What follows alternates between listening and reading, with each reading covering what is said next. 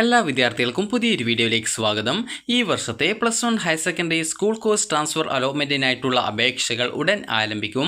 ഈ ആഴ്ചയോടെ വിദ്യാർത്ഥികൾക്ക് ഈ ഒരു +1ൻ്റെ higher secondary school course transfer അലോട്ട്മെൻറ്റിനായിട്ടുള്ള അപേക്ഷ ആരംഭിക്കുന്നതാണ്. അപ്പോൾ വിദ്യാർത്ഥികൾ നിങ്ങൾക്ക് സ്കൂളോ കോഴ്സോ അതായത് നിങ്ങൾക്ക് നിലവിൽ അഡ്മിഷൻ നേടിയ സ്കൂളിൽ നിന്നും ആ ഒരു സ്കൂളിലെ തന്നെ വേറൊരു കോഴ്സിലേക്കോ അതല്ല നിങ്ങൾക്ക് ആ ഒരു സ്കൂളിൽ നിന്നും മറ്റൊരു സ്കൂളിലേക്കോ അല്ലെങ്കിൽ നിങ്ങൾ നിലവിൽ അഡ്മിഷൻ നേടിയ സ്കൂളിൽ നിന്നും മറ്റൊരു സ്കൂളിലെ മറ്റൊരു കോഴ്സിലേക്കോ നിങ്ങൾക്ക് ട്രാൻസ്ഫർ മുഖേന സ്കൂളോ കോഴ്സോ അല്ലെങ്കിൽ മറ്റൊരു സ്കൂളിലെ കോഴ്സോ മാറാൻ സാധിക്കുന്നതാണ്. അതായത് നിങ്ങൾക്ക് ഇഷ്ടമുള്ള രീതിയിൽ ഒരു ജില്ലയിലെ ഏത് സ്കൂളിലേക്കും ഏത് കോഴ്സിലേക്കും നിങ്ങൾക്ക് മാറാനായിട്ട് സാധിക്കുന്നതായിരിക്കും. അപ്പോൾ വിദ്യാർത്ഥികൾ ചോദിക്കുന്ന കാര്യമാണ് ട്രാൻസ്ഫറിൻ്റെ ഡേറ്റ് എപ്പോഴാണ് എന്നുള്ളത്.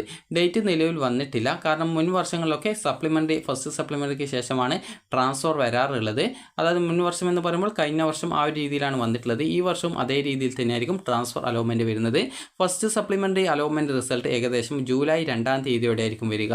അതിനുശേഷം പിന്നീട് ഈ ഒരു ട്രാൻസ്ഫർ അലോട്ട്മെൻറ്റാണ് ഉണ്ടാവുക. അപ്പോൾ ആ ഒരു സമയത്ത് വിദ്യാർത്ഥികൾക്ക് ട്രാൻസ്ഫർ അലോട്ട്മെൻറ്റിനായിട്ടുള്ള വേക്കൻസീസ് വെബ്സൈറ്റിൽ പ്രസിദ്ധീകരിക്കുകയും വേക്കൻസി ഇല്ലാത്ത സ്കൂളുകളിലേക്ക് കൂടി നിങ്ങൾക്ക് ട്രാൻസ്ഫറിനായിട്ട് ഓപ്ഷൻ നൽകാനും സാധിക്കുന്നതായിരിക്കും. അപ്പോൾ ട്രാൻസ്ഫർ അലോട്ട്മെൻറ്റിന് അപേക്ഷ സമർപ്പിക്കും മുമ്പ് വിദ്യാർത്ഥികൾ ശ്രദ്ധിക്കേണ്ട കാര്യങ്ങൾ എന്തൊക്കെയാണെന്ന് പറയാം. ആദ്യം തന്നെ ഒന്നാമത്തെ കാര്യം എന്ന് പറയുന്നത് ട്രാൻസ്ഫറിന് നിങ്ങൾ വേണമെങ്കിൽ മാത്രമേ അപേക്ഷിക്കാൻ പാടുള്ളൂ. ട്രാൻസ്ഫർ ആഗ്രഹിക്കാത്ത വിദ്യാർത്ഥികൾ യാതൊരു കാരണവശാലും വെറുതെ ട്രാൻസ്ഫറിന് കൊടുക്കാമെന്ന് വെച്ചിട്ട് ട്രാൻസ്ഫറിന് ഓപ്ഷൻ വെക്കാൻ പാടില്ല. അപ്പോൾ അതിന് കാരണം എന്താണെന്ന് പറയാം. നിങ്ങൾക്കിപ്പോൾ ഒരു സ്കൂളിൽ നിന്നും അല്ലെങ്കിൽ ഒരു കോഴ്സിൽ നിന്നും മറ്റൊരു കോഴ്സിലേക്കോ അല്ലെങ്കിൽ മറ്റൊരു സ്കൂളിലേക്കോ നിങ്ങൾ ട്രാൻസ്ഫർ വയ്ക്കുകയും നിങ്ങൾക്ക് ട്രാൻസ്ഫർ കിട്ടുകയും ചെയ്യുകയാണെങ്കിൽ പുതുതായിട്ട് കിട്ടിയ സീറ്റിലേക്ക് നിങ്ങൾ ജോയിൻ ചെയ്യേണ്ടതായിട്ട് വരും. അതേസമയം നിങ്ങൾക്കിപ്പോൾ ട്രാൻസ്ഫറിന് അപേക്ഷിച്ചു എന്നാൽ നിങ്ങൾക്ക് ട്രാൻസ്ഫർ കിട്ടിയിട്ടില്ല എന്നാണെങ്കിൽ നിലവിലെ സീറ്റിൽ തന്നെ നിങ്ങൾക്ക് തുടരാനായിട്ട് സാധിക്കുന്നതായിരിക്കും.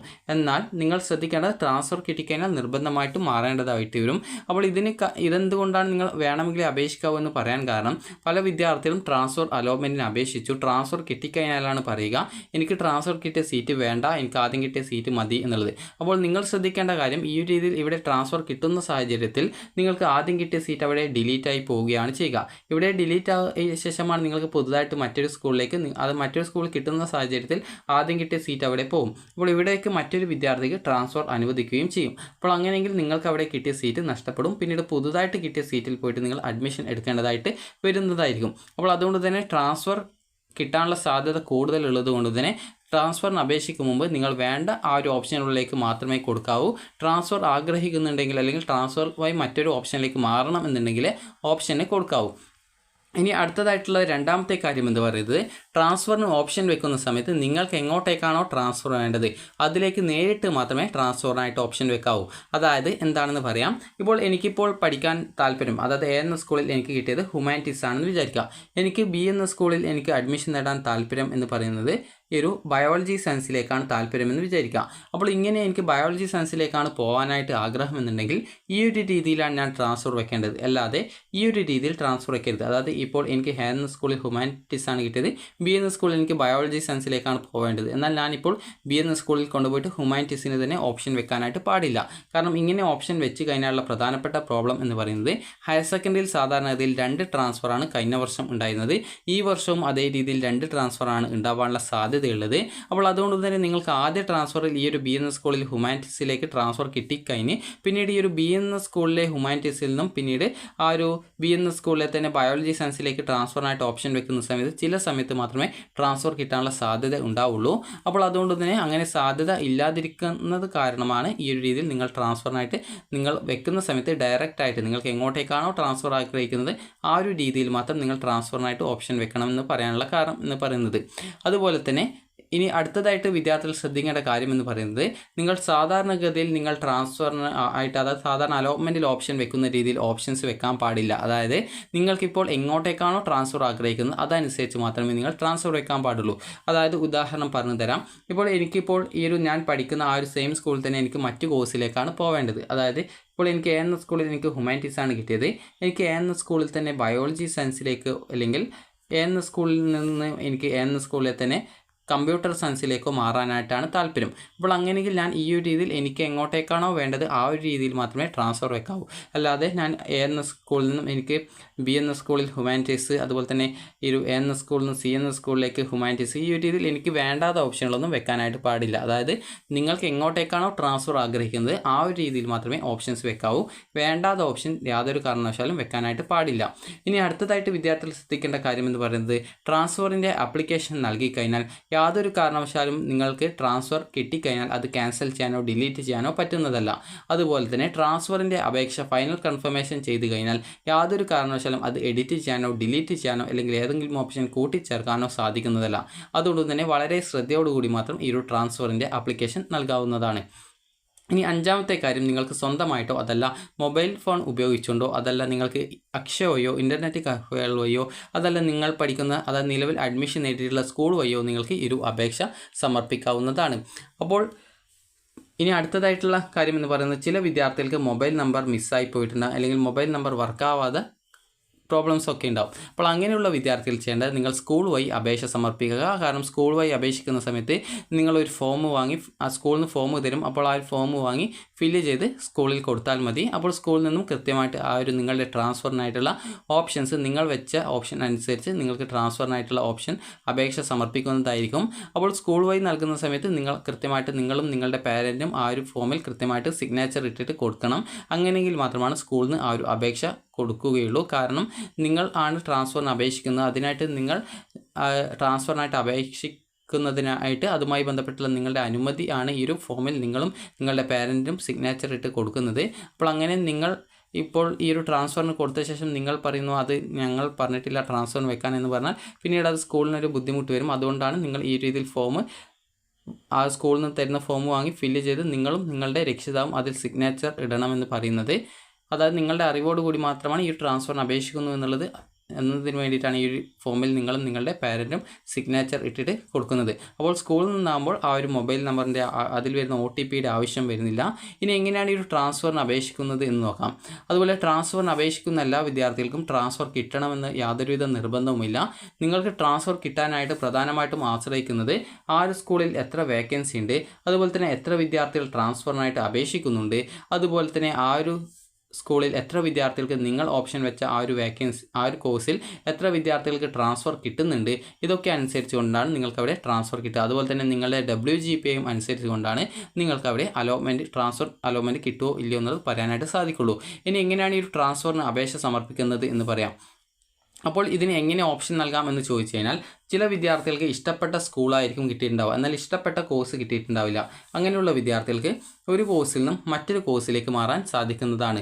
ഇനി അതുപോലെ തന്നെ ചില വിദ്യാർത്ഥികൾക്ക് ഇഷ്ടപ്പെട്ട കോഴ്സ് കിട്ടിയിട്ടുണ്ടാവും, എന്നാൽ ഇഷ്ടപ്പെട്ട സ്കൂൾ കിട്ടിയിട്ടുണ്ടാവില്ല. അപ്പോൾ അങ്ങനെയുള്ള വിദ്യാർത്ഥികൾക്ക് കോഴ്സ് മാറാതെ ഈ ഒരു സ്കൂൾ മാത്രമായിട്ട് മാറുന്നതിനായിട്ട് സാധിക്കും.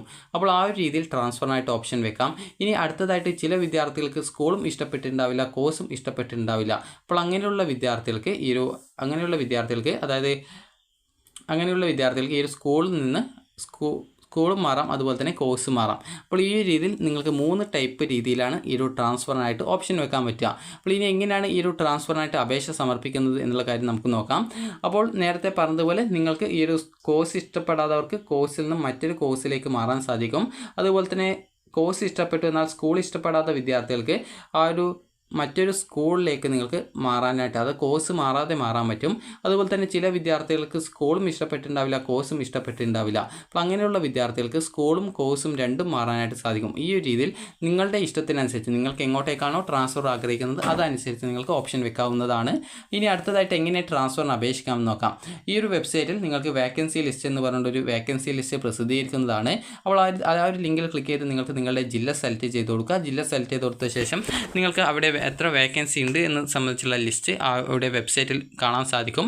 അപ്പോൾ അതിൽ നിങ്ങൾക്ക് 0 വേക്കൻസിയും കാണാൻ പറ്റും. അപ്പോൾ 0 വേക്കൻസി ഉണ്ടെങ്കിൽ കൂടി നിങ്ങൾക്ക് ഓപ്ഷൻ കൊടുക്കാവുന്നതാണ്.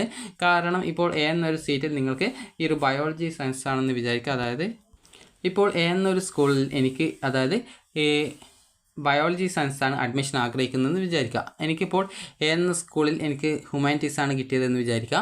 അപ്പോൾ ഇവിടെ ബി എന്ന സ്കൂളിൽ 0 വേക്കൻസിയാണ് ഉള്ളത്.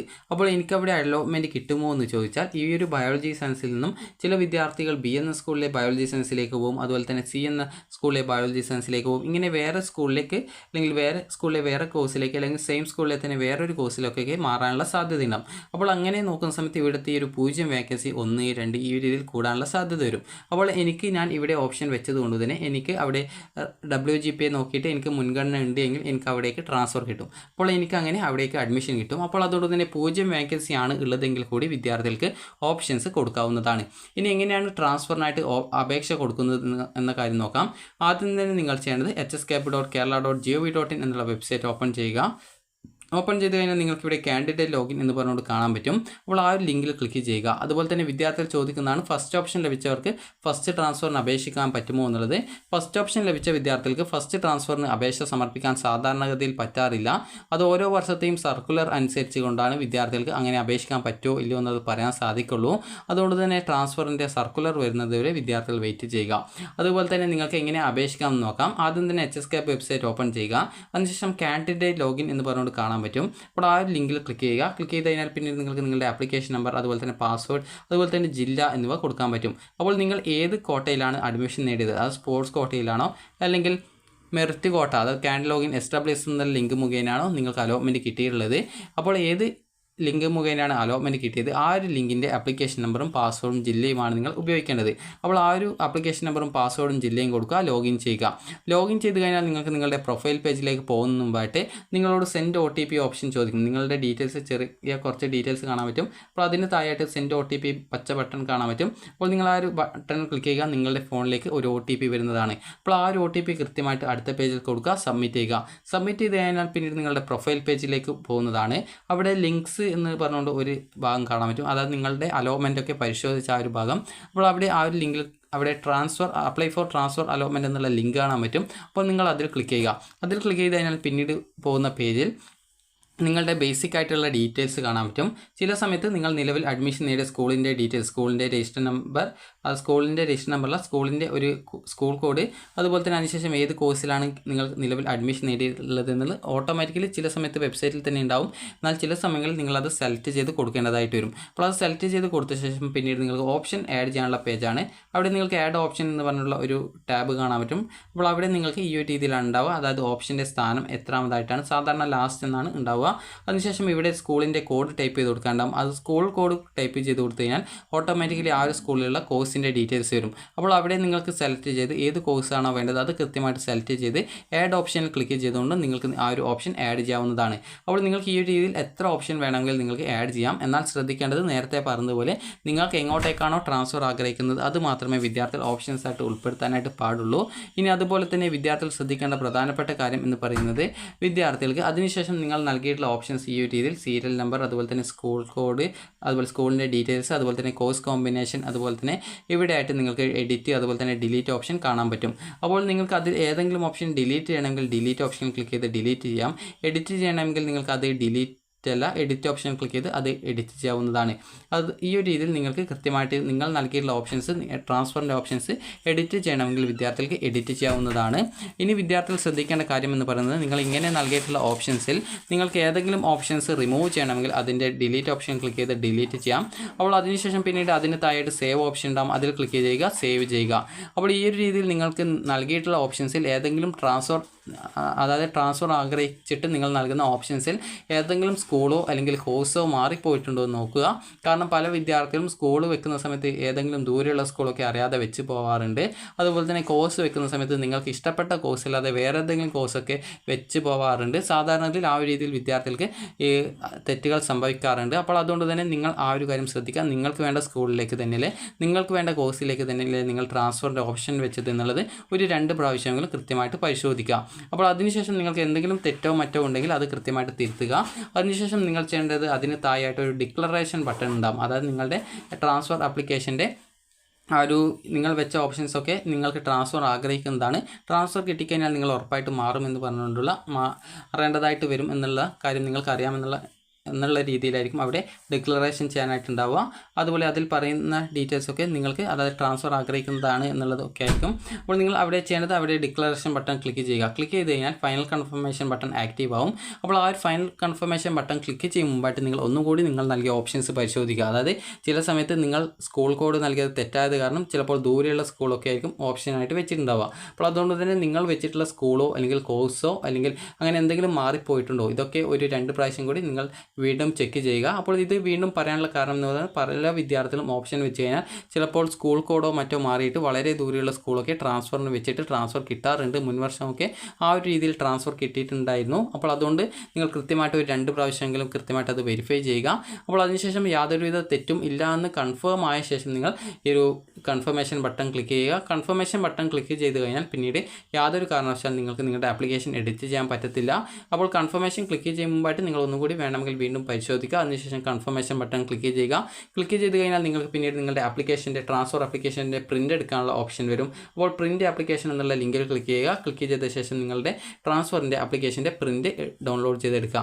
അപ്പോൾ ഈ ഒരു ട്രാൻസ്ഫർ ആപ്ലിക്കേഷൻ്റെ പ്രിൻ്റ് ഔട്ട് നിങ്ങളുടെ കയ്യിൽ കിട്ടുന്നതോടുകൂടി വിദ്യാർത്ഥികളുടെ ആപ്ലിക്കേഷൻ കൺഫേം ആയി എന്ന് മനസ്സിലാക്കാം. ഇനി നിങ്ങൾക്ക് ട്രാൻസ്ഫർ അലോട്ട്മെൻറ്റ് റിസൾട്ട് വരുന്ന സമയത്ത് നിങ്ങൾക്ക് നേരത്തെ പറഞ്ഞതുപോലെ കാൻഡിഡേറ്റ് ലോഗിൻ ചെയ്യുക. അതിനുശേഷം ട്രാൻസ്ഫർ കിട്ടിയിട്ടുണ്ടെങ്കിൽ congratulation you have got transfer എന്ന് പറഞ്ഞുകൊണ്ട് കാണാൻ പറ്റും. ട്രാൻസ്ഫർ കിട്ടിയിട്ടില്ലെങ്കിൽ sorry you have not transfer എന്ന് കാണാൻ പറ്റും.